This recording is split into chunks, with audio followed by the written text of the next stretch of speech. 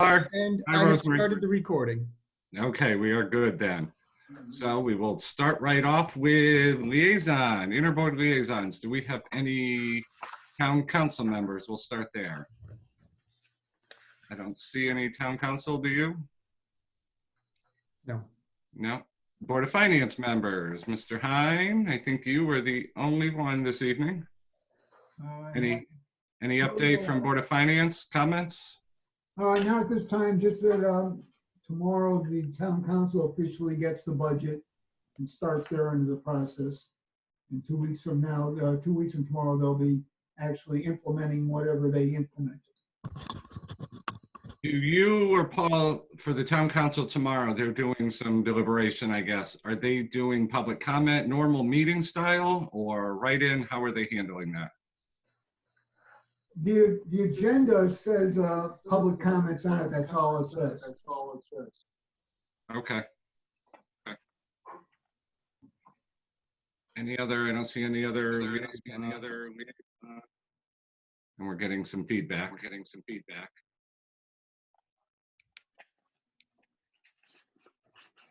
Labor Union, I got a message from Neil earlier, just saying comments on behalf of the union, but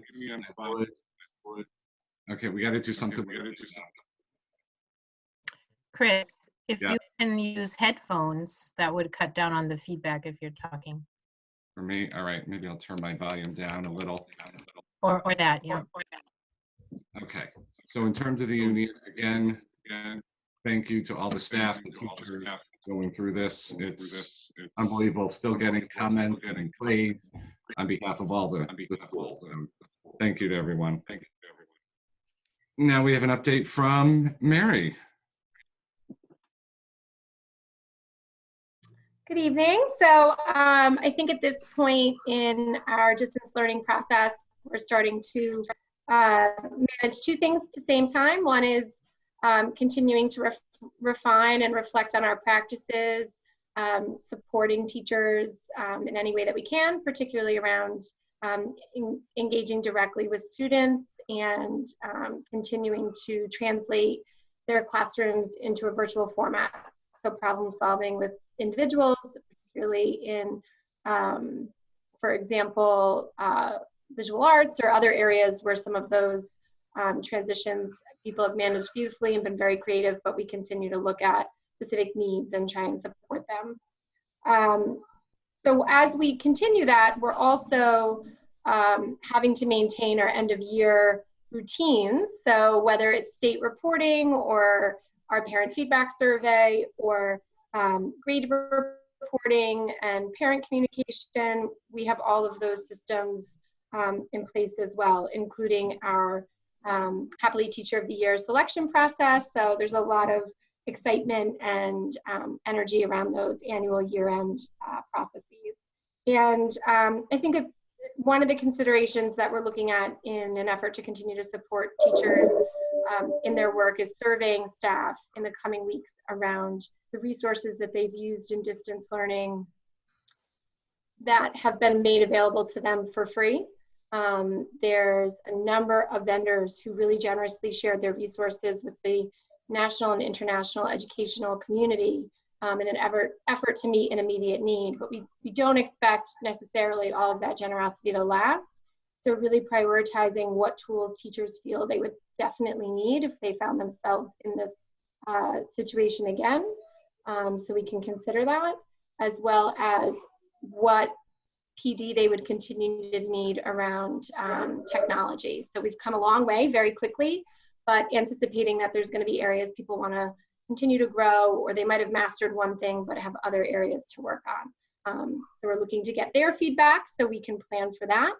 And then all of our principals are working hard at end of year events and really starting to look at how we provide those meaningful and important events and milestones to students and families.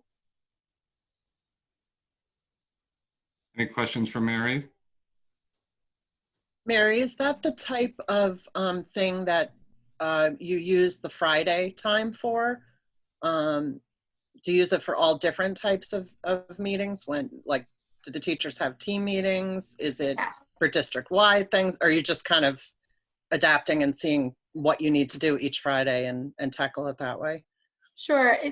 It's for a number of things. Teachers do have meetings consistently throughout the week, whether that's department meetings, grade level meetings, team meetings.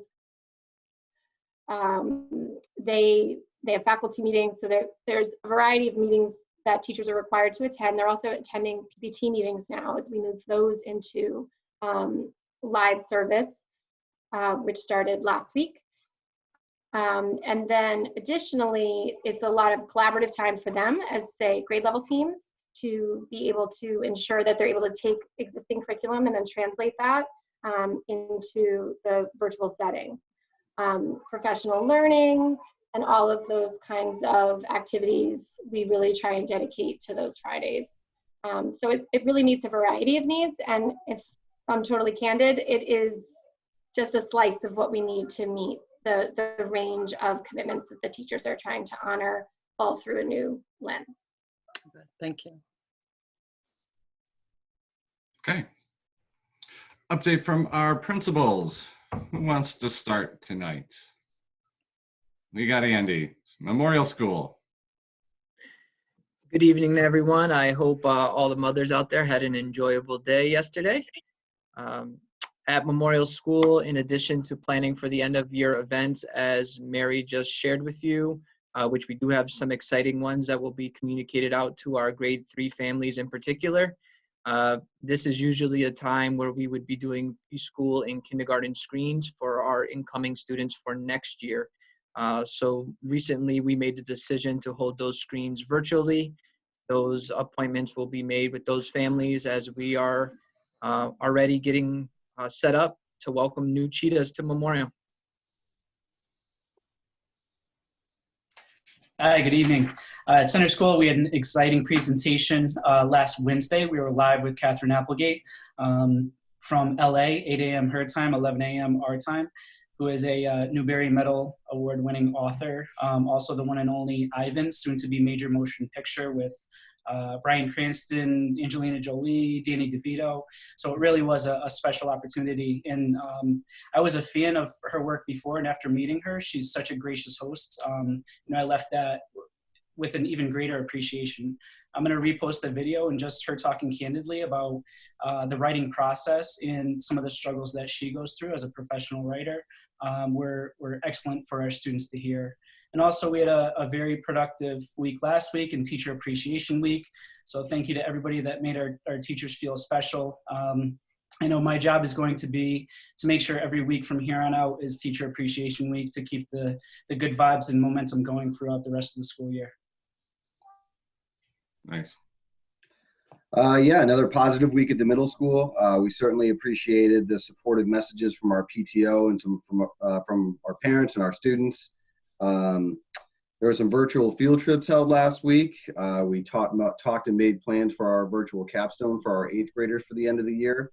We'll be communicating that out to parents pretty soon. And we have our wave parade for the East Hampton Middle School and High School this Friday. So, you know, we miss the students, and I think that they miss us too. And we look forward to kind of, you know, having that connection. And at the high school, today students actually began taking their AP exams online, which is a big shift from past years. Right now, it's shifted from a traditional 3+ hour exam to a 45-minute, one open-ended essay type or problem-solving question. So it'll be interesting to get feedback from the students about how that went when the time is right. We're continuing to plan for our year-end events. Obviously, things are very, very different than they normally are. Paul and I met with about 25 parents last week to talk about and brainstorm ideas for what our year-end events could look like, you know, in light of the current situation and with us not being in school and the prescription on large gatherings. Our teachers just continue to do a phenomenal job.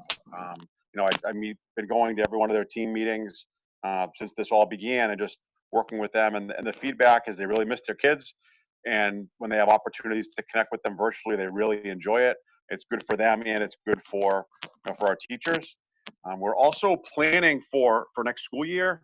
I've been working with the class of 2021 advisors, the current juniors, for the Washington, D.C. trip. And Paul and I mentioned this at our last meeting, about a potential shift to mid to late March, just in the event that things are different in the fall. We can't anticipate that, but we're looking at options to bump it out into the early spring for next school year. Now, I know we had talked about the senior trip, about possible change. I mean, we approved it already for next year. Yes. But the date changed, and that doesn't conflict with any major events happening for the seniors at that time. The week we're looking at is it's that 1 week in March where the winter sports have just ended, the musical's over, and spring sports haven't really ratcheted up yet. So I believe I want to say it's March 22nd. That would be the week we're looking at, and it's sort of a good time from the athletic calendar, from the school calendar. It's traditionally a less busy time in high school. Okay. I had a question for Matt Warner, if he's hearing us now, in a minute. And then I want to get to Karen and Rodney, but does anyone else have any questions for the schools? Matt Warner, good evening. How you doing? Good. I'm going to put you on the spot. I know it's come up a lot lately in terms of the possible collaboration with RAM regarding the manufacturer pipeline. Any updates or news, or is that still in the works? I think they're in I did speak with the liaison a couple weeks ago, just asking if we're still flexible in offering the sections in the in the first 2 periods a day or the last 2 periods of the day. We haven't moved forward with the actual scheduling yet. I think that they're, just like we are, working through the different challenges of distance learning and trying to troubleshoot the things that come up. But I do have students who've shown interest. They've submitted their applications, and I just need to reconnect and kind of see where we are. We're currently building our sections for our own schedule to also see, in some cases, there are a few students who wanted to know what they would have been signed up for and what they might have had to opt out of if they're going to take that class. So we're still progressing. The intention is to still have that next year, unless I'm told differently. Good. Thank you. You're welcome. Rodney, good evening. I wanted to make sure you had a chance. Any updates with special ed or how things are going? Sure. Can you hear me okay? We can. No Disney characters tonight? No, not tonight. Things are going well. As Mary had said, I've been working with the teachers. I met with BCBAs last year. We're looking at kind of programs and what's working well now, in case we need to use this again, and also for ESY. So, some of the services that are provided, some of the programs that we've been using, what we might want to continue to use. Overall, and we started, as she said, PPTs and 504s. So we're kind of moving right along with that. And, a lot of the feedback that we're getting is things are going well. Our staff are really, special ed staff are really working well with students and with parents to support their students, especially those with, more significant needs. And parents are doing a really, really nice job of working with the teachers and supporting their kids. So that's really great to see. The big thing right now that we're kind of thinking about is ESY. We're at PPT's planning for summer school that would take place in the building, but also thinking about how we could do it remotely. And, hopefully we'll know soon which direction we're going to go, but we're kind of planning for both right now. Good. And then last question, I just had Karen, make sure we get you in here and kind of an update on how things are looking for this year, especially with the cafeteria and all the staff. For the cafeteria, our frontline heroes are just doing an amazing job. They now, over the course of 3 different meal pickups per week, provide families with enough food per child for 7 days, breakfasts and lunch. And their efforts have been rewarded with the claimed reimbursements that we should be collecting for April, nearly match April of a year ago. Wow. So that the revenue that we are anticipating for the meals is just over 45,000, and a typical April would have been about 48,000. So it's really, they're really doing a great job for us. And so that does improve somewhat my forecast for this year. I'm going to wait till after this payroll, the middle of this week, to take a better look at how this year is may wind up. We just don't know when that reimbursement will happen, right? Well, it's through the normal claiming process, and it'll come. But the way it's always been in the past is we just record the revenue and a receivable, and that's gone through our audit process for many years. And so eventually, when it comes, it gets to the town. But the revenue will be recorded as earned and due. Okay. Good. Okay. Now we'll turn it over. Audience of citizens. Paul, I don't know if you can see. I don't have your screen, but any hands that go up, just kind of call them out. Let me know. Any audience of citizens? I don't see any hands up. If people want to raise your hand, you can, if you click the top right-hand corner, there is a feature for you to raise your hands. Or you just unmute yourself and wave yell at out. us. Or start talking. Yep. Okay. I don't see any. Maybe at the end we'll have some. Do we have a motion to approve the consent agenda? So moved. Oh, there was Amanda, I think, second. Second. Nancy O. Comments? All those in favor? Kind of wave, say aye. Aye. Look, there's everyone. Thank you. Communications, we have the superintendent's report. Well, good evening. For those of you that came in later, I am coming to you from the new town hall, the Board of Ed offices in the new town hall, where we moved in boxes, thanks to the moving company, but a special thanks to our custodial staff that really very carefully moved in a large amount of boxes, several that we haven't quite opened yet. The rule is if they're not open in 2 weeks, we're going to question whether we really need them or not. But we've kind of settled into the new space. Everybody from the town hall is moving in, and there's going to be some nice meeting spaces here. And we've talked about using the T-Bell 1 meeting a month, and the council chambers, the community room 1 meeting a month.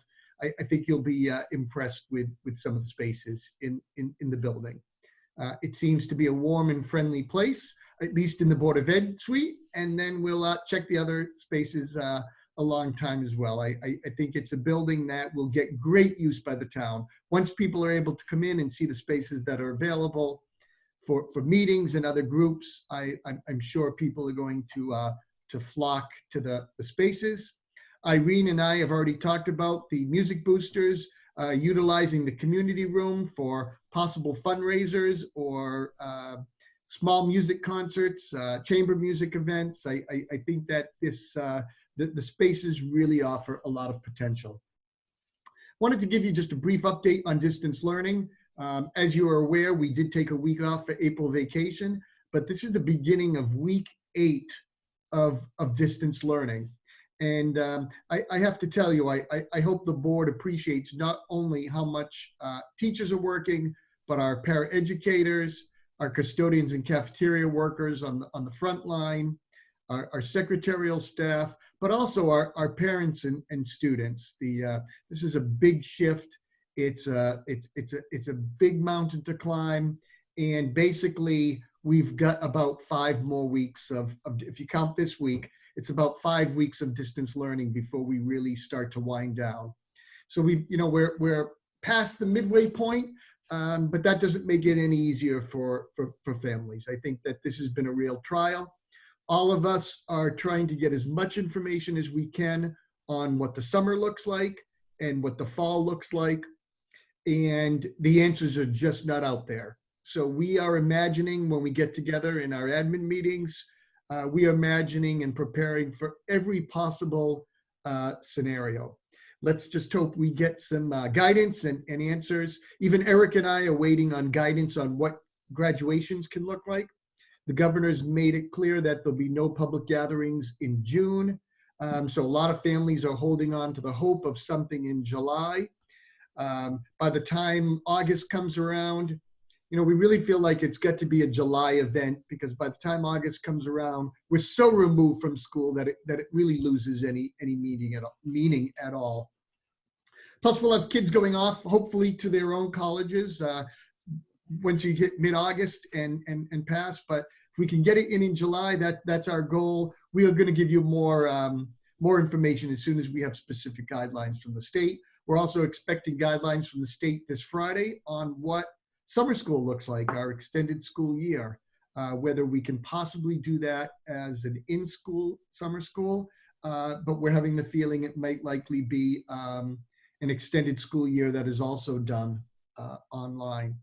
As far as summer camps using our building, there's pretty specific expectations, and I know Don Harwood and Dave Cox, myself, will really sit down and make sure that our buildings are utilized properly, because our goal is to make sure that we can get it in the fall if that's going to be a possibility. I think you'll find the schools is going to start advertising the week of June 15th as our collecting / pickup week. We've got a lot of school materials to collect as far as Chromebooks, textbooks, and other things. And we know that our families have a lot of materials to pick up from lockers and cubbies.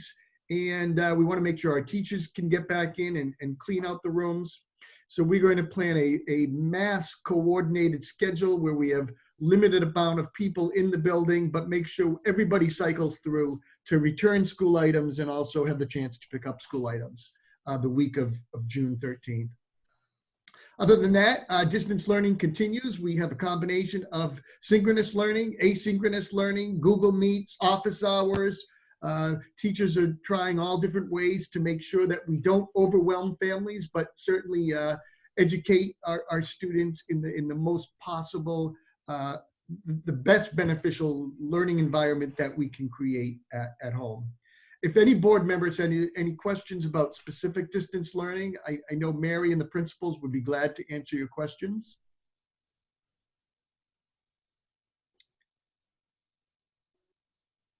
Out of curiosity, Mary, is it possible, and I would love to see this since I've never seen distance learning live before, is there a way that I could look in, watch, no need to have volume, just to see what distance learning looks like? Jim, let me make a recommendation, because we're very sensitive to student privacy. Okay. As part of this, if you visit especially the Memorial School and Center School Facebook pages, they're very good about posting pictures of exactly how distance learning looks at home. But I'm a little uncomfortable with just letting adults drop in. We're trying to be careful with FERPA and other guidelines of child privacy. So I don't want adults just popping into rooms where our teachers aren't familiar with who that would be. And I'm not trying to put you off, but this is a new experiment for us, and I don't want anybody to feel like they're being evaluated by a board member. We have a careful MOU with our teachers union saying that, we want them to try their best to try every possible means of reaching families without us evaluating them and making it part of their permanent evaluation. So if we end up in the fall doing this, then I would invite you. We probably would find a way to invite you, but I don't want to put anybody on the spot right now. No, it's just strictly out of curiosity, yeah. No other reasons. I suggest you check out the Facebook pages, because I know there's some great pictures of what kitchen tables look like and projects that kids are working on.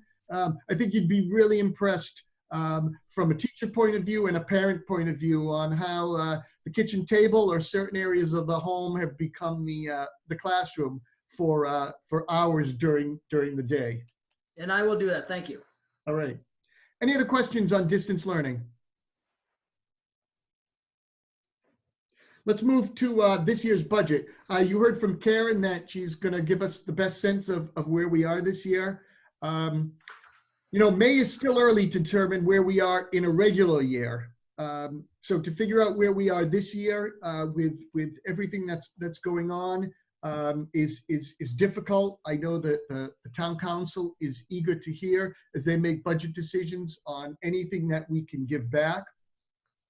Our intention is to give back anything that we can, but keep in mind, if we do have $100,000, that at first is going to be used to purchase Chromebooks. That's been no secret. I've communicated that to the Board of Finance, and in all of my correspondence and emails to town council members who have asked what they can expect back from us, that anything, the first $100,000, because that money was cut out of capital specifically for Chromebooks, that we would be buying technology with that $100,000 for next year. I think that this time of distance learning has shown how important technology is. It's not the sole way students learn, but it's absolutely crucial during this time of distance learning. And we are operating as if some portion of the year next year could be in a distance learning environment, and we've just got to make sure that our technology is certainly up to par. I applaud our tech department, who anytime they're contacted about needing to replace a Chromebook, we've got curbside pickup for Chromebooks. Anybody who has needed a Chromebook has been able to get a Chromebook. We're not taking it and repairing it and giving it back. We're substituting it and making sure families have don't miss a beat on important instruction. If you have any particular questions about this year's budget before I get to next year's budget, you can ask me or Karen. We'd be glad to answer any board questions. Paul, I do have a question. Assuming the Connecticut unemployment update by town will be out on the Connecticut Department of Labor on May 21st by town. Back in March, when it was last updated, we had 280 people unemployed in Connecticut out of about 7,900 people. Let's assume that number jumps with the national employment rate around 15%. What happens in a scenario where tax revenue is not collected because people aren't working, they're furloughed, they're not working to their full potential? What happens down the way after August 1st if taxes are not collected?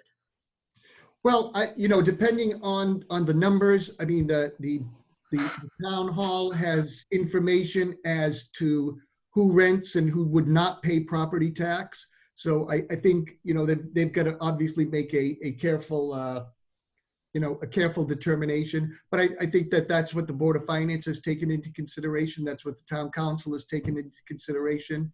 You have a very capable director of finance in this town, Jeff Jilka, who has predicted what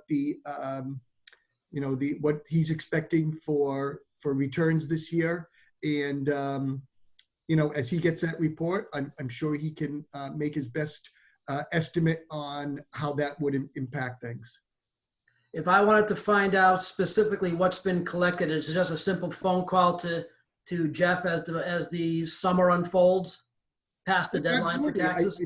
I think Jeff is always prepared to answer that. I'm sure the Board of Finance, that's probably one of the regular questions that they ask him at their meetings. Okay.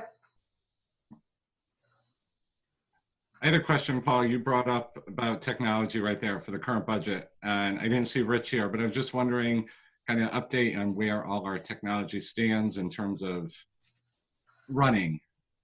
And how is everything going? I know, and Irene as well, if there was any big number of breakdowns or problems with either any of the Chromebooks or any of the other technology that we have in place right now. I don't see Irene turning her microphone off. There she goes. Hi. Well, I think we're kind of on par as we would be if we were in school as far as Chromebook damage or usage, maybe a little less because kids in the middle school aren't carrying them around as much and maybe a few less broken screens. But just remember that families usually pay for at least a portion of the repair with their deductible. they have insurance, and if not, then they pay for the whole repair. And then as far as teacher devices, the IT department has really kept up with addressing issues and being able to remote into machines to get them up and running again. But I haven't heard of any breakage of laptops and machines from teachers that we haven't been able to replace with another machine that's sitting idle in the school right now because not all of our machines were deployed.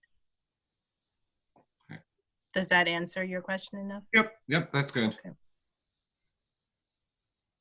And compliments to our IT department who got us up and running at the new town hall. We're using our own phone system and we're on the school's network, and it was flawless. I was in here last Wednesday just around surrounded by boxes and had to do a few things on my computer. Rich had us a Wi-Fi hotspot, and by the afternoon we were on the building's internet and our own network. So a special thanks to them. They very quickly got everybody's computer up and running here, so we really did not miss a beat. Okay. As far as budget goes for next year, some things to take into consideration. I applaud Karen and Jen Bove, our food services director, who are looking into the distinct possibility of providing meals over the summer. Typically, we have not provided meals over the summer. It's an extraordinary time. And if we do provide meals over the summer, continue with the Monday, Wednesday, Friday, 7 breakfasts, 7 lunches, there is federal funding to support that effort. However, we would need to pay for, obviously, the cafeteria staff and Jen's time as well. I think it's a very worthy cause. What I'm hoping is if we do ESY online, we may be able to do it with 1 or 2 less paras, and that would fund our cafeteria staff. It's all a matter of funding. I hate it to come down to dollars, but if obviously if we can't fund it, then we would not be able to do the lunches. So our priority is going to be to make that happen. A lot of it depends on how our budget ends up and what summer school looks like, or to see if, what else happens. What are the numbers at now for per week for the meals? Number of students? Yeah, or meals that we're doing a week. I know they've been increasing. It's an average of 329 students per day for the month of April.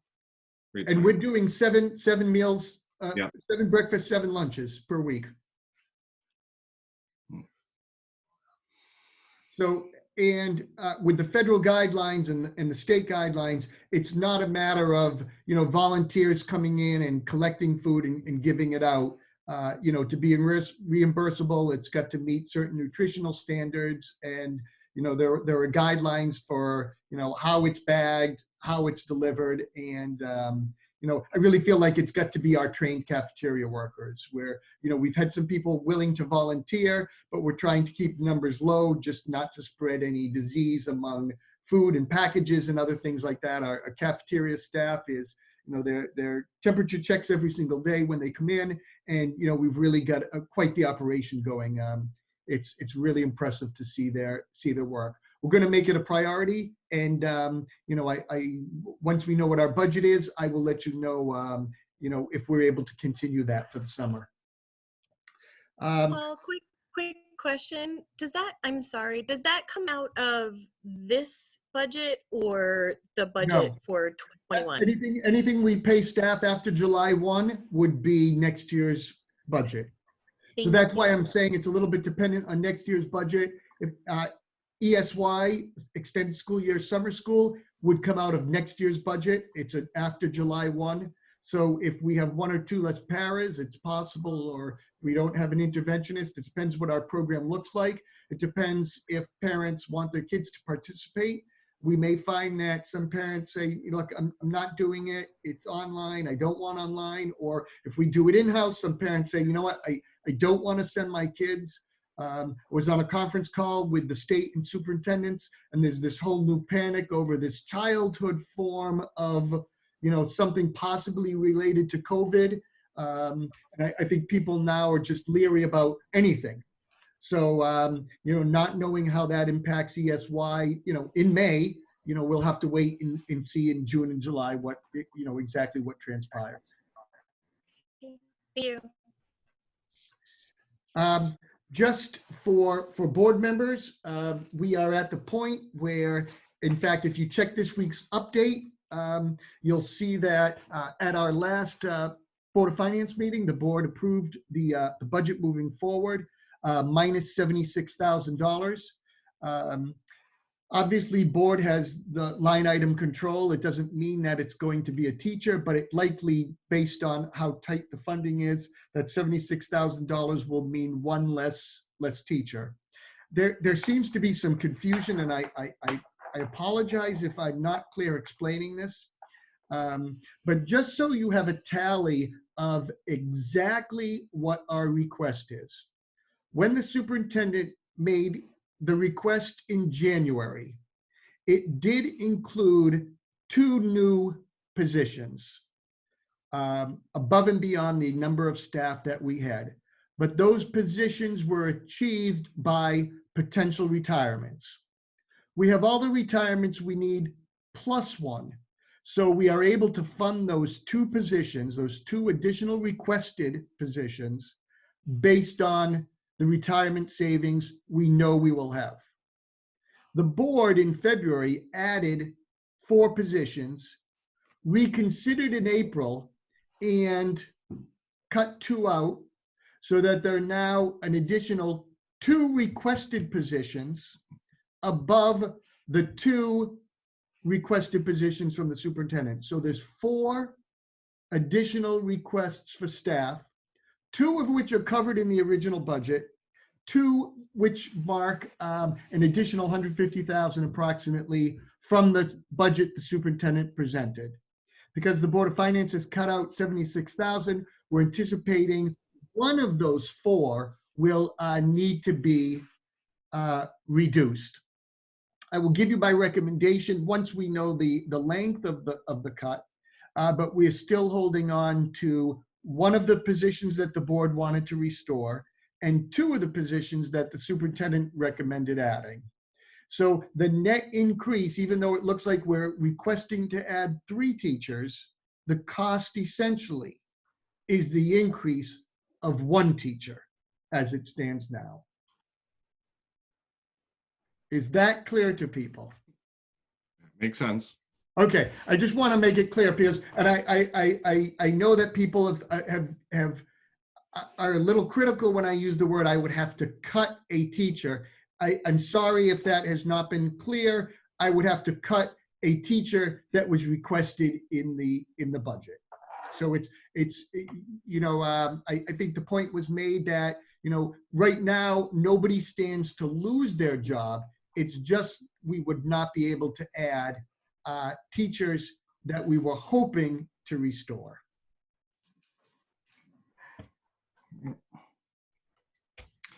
And since nobody's saying anything, I'll assume that that is clear, moving on. Yep.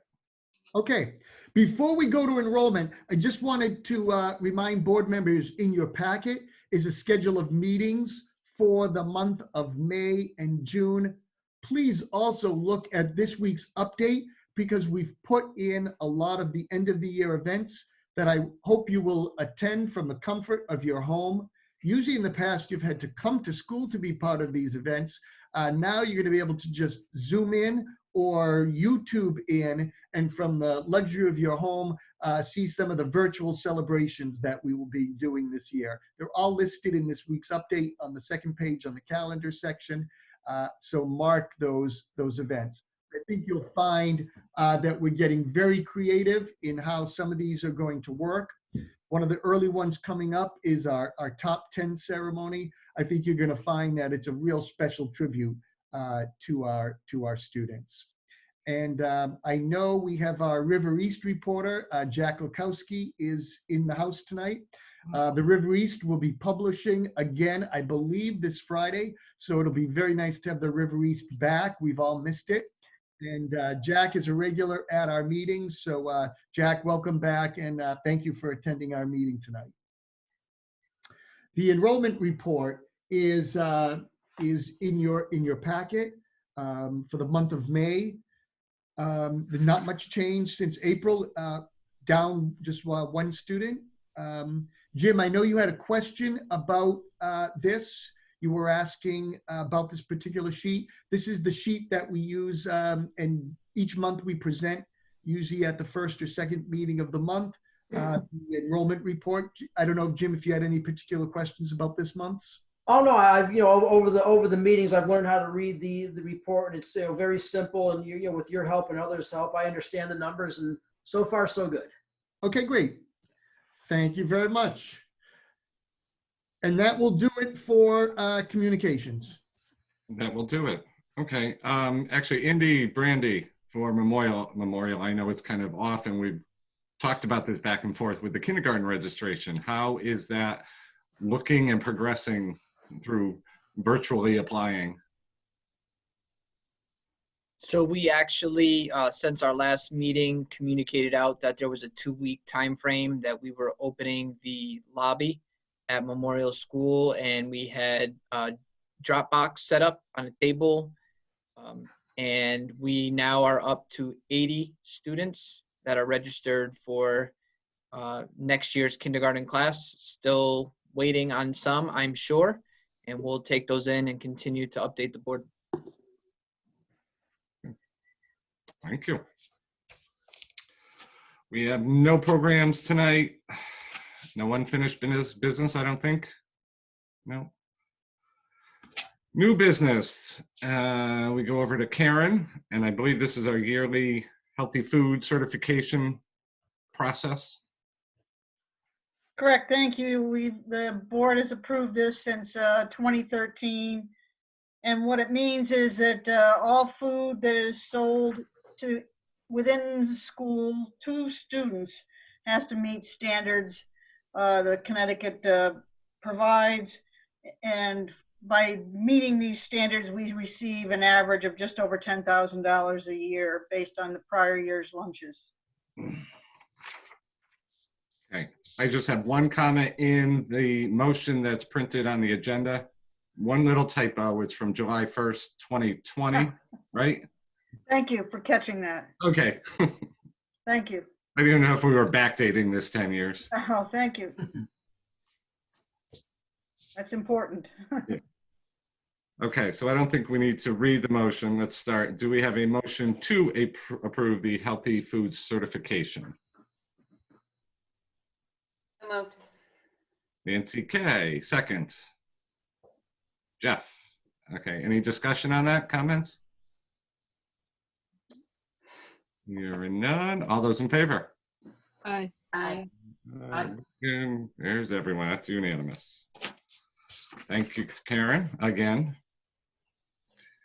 Future business end of year events. You started talking about them. Anything? Yeah, the reason that agenda is on there is once we decide what the graduation ceremony look like, Eric and I are going to bring that to you, and we would like board approval. Graduation exercises by policy is something that's approved by the board. So whatever format that takes place within the guidelines of the governor, and obviously approved by Russ Melmed, our Director of Public Health from Chatham Health, we will bring that to you and ask you for your approval. Okay. Before we move on, future business. Next meeting, our May 26th. It's a Tuesday because of Memorial Day. The council is meeting that night. That's when they are voting potentially on the budget.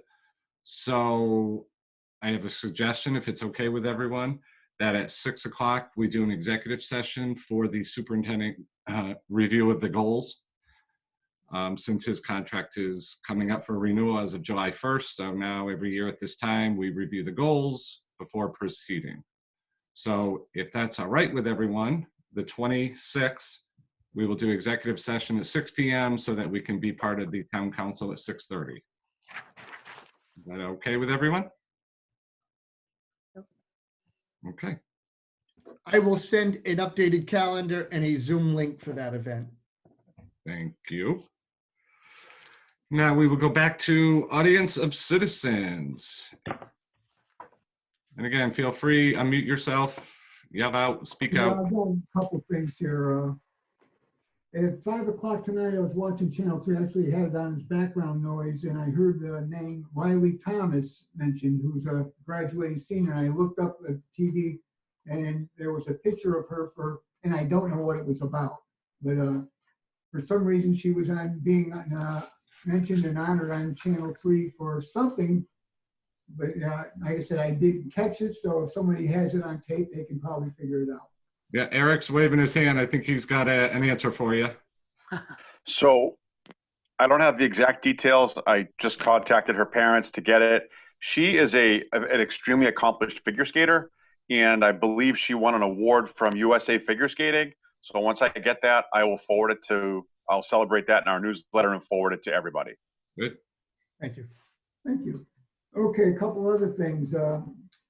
One, for Jim Radovich, Jeff Joka was quite confident during our budget process that he would be able to maintain a historically high collection rate. He's budgeted for a 98.5% collection rate, which he's been very close in the last couple of years, and he still thinks we can do it. Also, in connection with collecting taxes, there's some information that's new from the town clerk, or actually the collector of revenues, in that in past years when you owed money for taxes, they wanted an all or not. Well, first of all, you could make a biannual payments of twice a year, but they would, if you owed $2,500, they wanted you to pay $2,500. Now the present collector will accept whatever you have available. Her position is, you owe 5,000, you have 500, 500 is better than nothing. I guess in previous years, if you didn't have the whole amount, they didn't want to take it. And in conjunction with that, if you are late with your taxes this year, the town council has lowered the interest rate to somewhere around 1% for past due taxes, which is a substantial decrease from previous years. So it's another little something that the town can do. And also of a personal note that when we were going over and when we were doing our last budget hearing and people were doing the comments, the one thing that impressed me the most was how many residents are teachers outside this district and were praising highly our teachers in our district. The way I look at it, these are professionals who know what's going on and they have very high things to say for our schools and our teachers, and I think that's a compliment to all involved. And that's it for me. Thank you. Well, Bob, I hope you're right, Bob, and there's no issue with collection, but this is just a different, unique time. And I know no slight against Jeff. He has to say that. I would say that too. So I understand where he's coming from, but time will tell. And I'll leave it at that. Any other public comments? Tanya Sones has her hand up. Yes, Tanya. I do. Hi, Tanya Sones, 17 Curry Lane. Just a question about Superintendent Smith. You had made a comment about the potential fall. We're not quite sure what that looks like just yet. So I'd like to understand in regards to planning for the fall, if there could potentially be more synchronous learning opportunities that happens if this trend continues, or what the plan is. Tanya, that's a great question. Mary and I were on a Zoom today where superintendents and curriculum directors were talking about synchronous learning versus asynchronous learning, the problems with synchronous, the problems with asynchronous. I honestly feel like a balance of both is best. We have some children who have to take care of younger children while their parents work at home, and to require every child to be on the computer at an exact time is problematic. But we're hoping for more live teaching and live interaction with teachers and students. So I think were we to continue, we've obviously learned a lot from knowing nothing to learning a lot in the last 8 weeks. And I think Mary and I left that meeting saying, there's as many problems with one or the other, that if we could strike a nice balance, that I think it would be best for us. But, Mary, I'm not trying to put you on the spot, but if you have any comments, I'd love you to share them.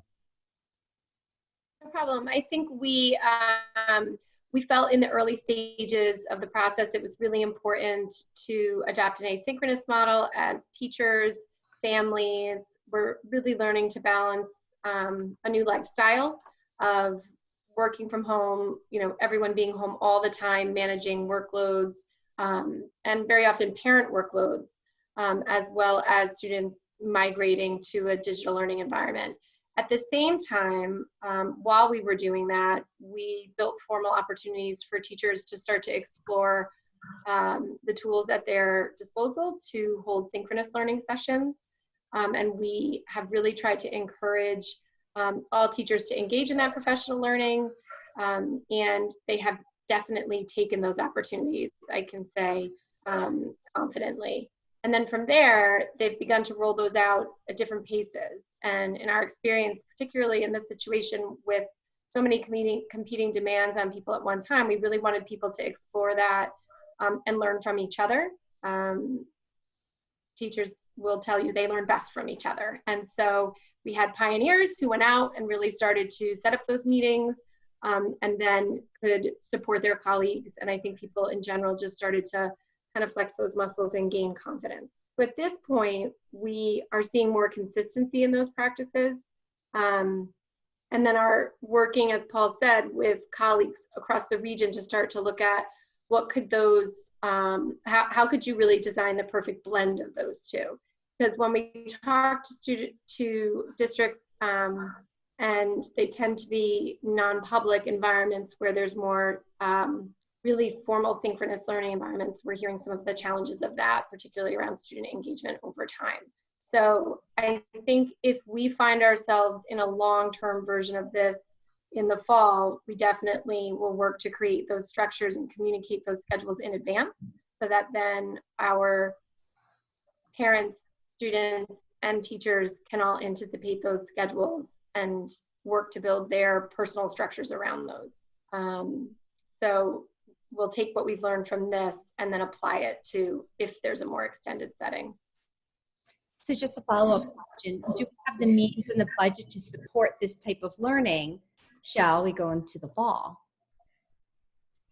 That's a great question, Tanya. In fact, at the start of the meeting, I mentioned wanting to survey teachers because one of the things that I'm concerned about is that we've been able to really provide a wide range of digital tools to our teachers at no cost as vendors made those resources available.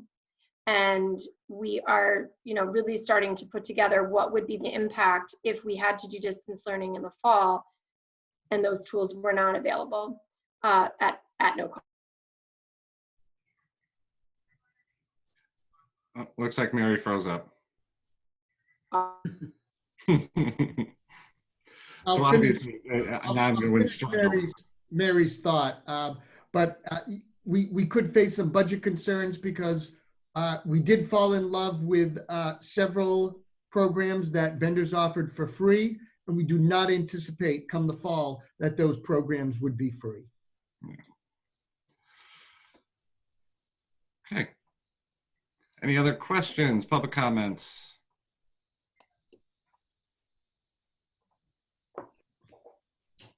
Hearing, seeing none? No.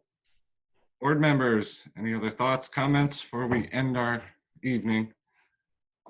I just wanted to say that I'm glad that that question came up, that Tanya asked it, because as I've been sitting here processing some of the things that I heard tonight, that was one of my questions. I know that Mary probably can't answer that right now, obviously not knowing exactly which programs or what costs might be, but that was definitely a concern that popped up into my head as to where that would land us from a budgetary perspective in terms of next year. So it would be interesting to So maybe we can keep that on the radar, Paul and Mary, as, you know, updates happen throughout the next couple months.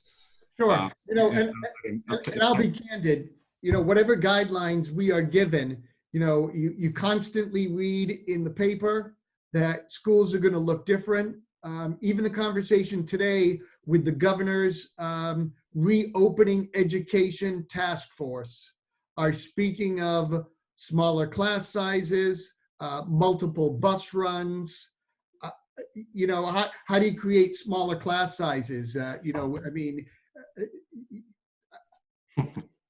shifts. You know, in just talking to one or two superintendents afterwards, it was, you do it in shifts. I mean, we're not going to have the funding to double the staff if we're going to have the classrooms. It's just, there's a lot of unknown for the fall at this point. Our best scenario is that we reopen as a school as a whole, or we don't reopen. I know that the economy is based on, you know, schools reopening and parents being able to go back to work.